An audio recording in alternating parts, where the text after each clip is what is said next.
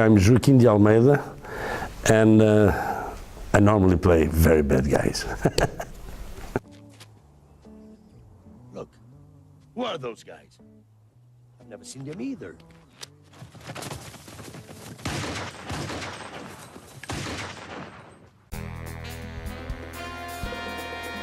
The people, sometimes, they look at me, and they're a little afraid, because they know, they don't know where they know me from, but they kind of know this is a bad guy.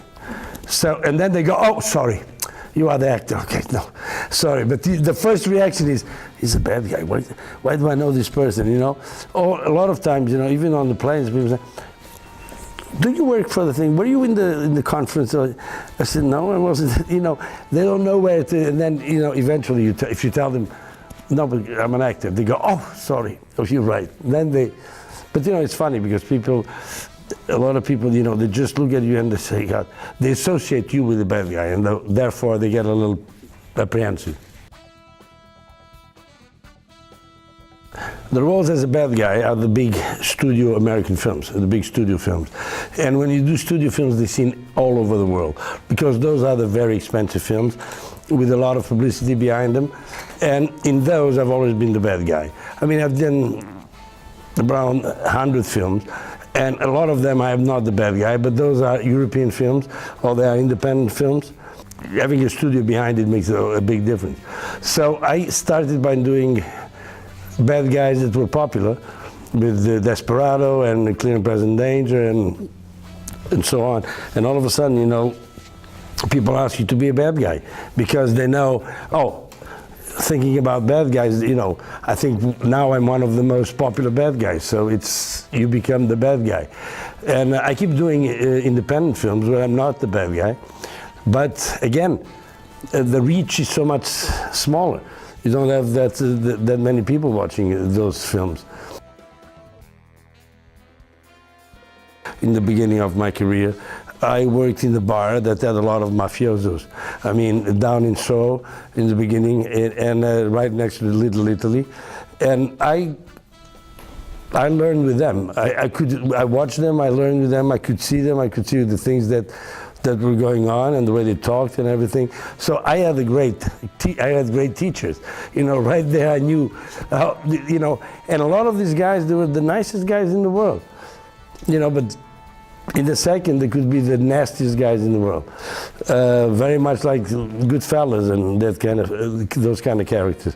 So in a way, you know, I had, like I said, I had in life, I had good examples to look at.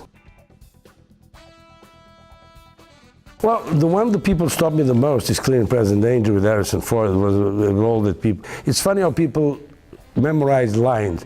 And in that film, they always stopped me with, pick up the phone, Moira, you know, which was a line that they always, or in Desperado, you know, the phone, I can't repeat it here because the way I asked, where is my phone?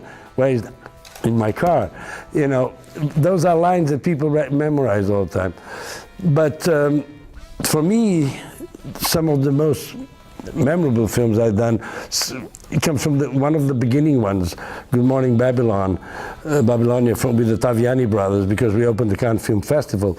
But yes, people recognize me all over the world mainly from playing the bad guys in the big American films. Fast Five is another one of the films that people stop me all the time.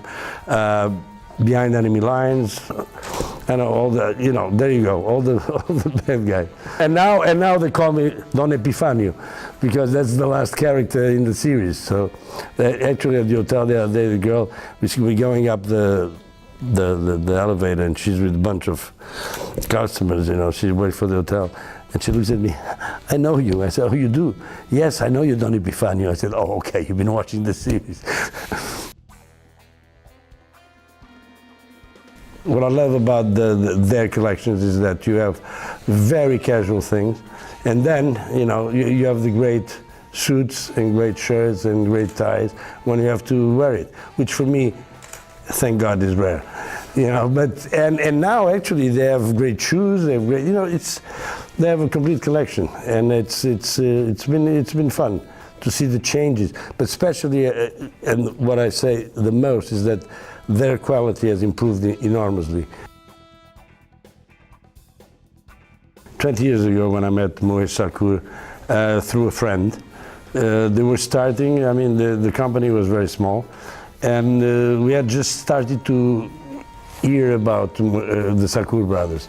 So it was a small company.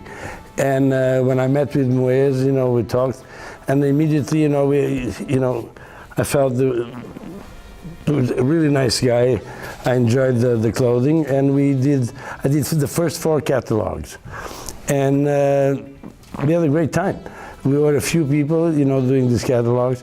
We went to the north the first time, and it was a great experience. For 3 days, we just had a good time. You know, I'm an actor, I'm not a model. So it was kind of a different experience, just to be changing clothing and having fun with it. What's great about their relationship is that they want you to be honest about what you think about the clothing. So you always tell them what do you think it's good and what do you think is not so good.